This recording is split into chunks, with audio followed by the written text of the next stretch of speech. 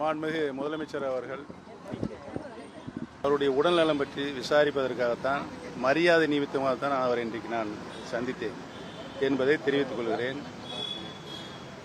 அதோடு கலைஞர் அவருடைய மூத்த குமாரர் மு.க. முத்து அவருடைய மறைவை பற்றியும் நான் விசாரித்தேன். வேற என்ன சொல்லுங்க? அரசியல் நிமித்தமாக எந்தவித பேச்சுவார்த்தையும் நடத்தவில்லை.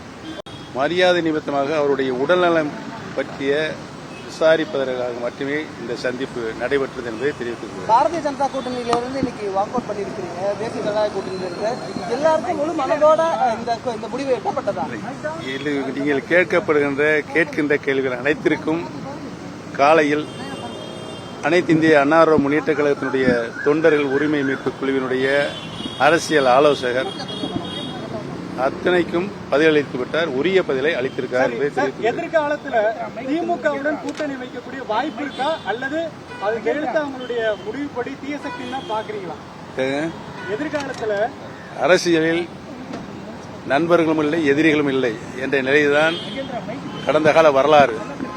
எதிர்காலத்தில் தேர்தல் நெருங்கின்ற பொழுது எதுவும் நடக்கலாம். கூட்டணிக்கான சந்திப்பு கூட அது உங்களுடைய யூகம். நீங்க தானே சார் சொன்னீங்க அரசியல் நண்பனும் இல்ல எதிரி இல்ல. அது நடந்துக்க எல்லாரோடையும் கூட்டணி அமைச்சிருக்காங்க, தேர்தல் இருக்காங்க, ஜெயிச்சிருக்காங்க, தோல்வி கண்டிருக்காங்க.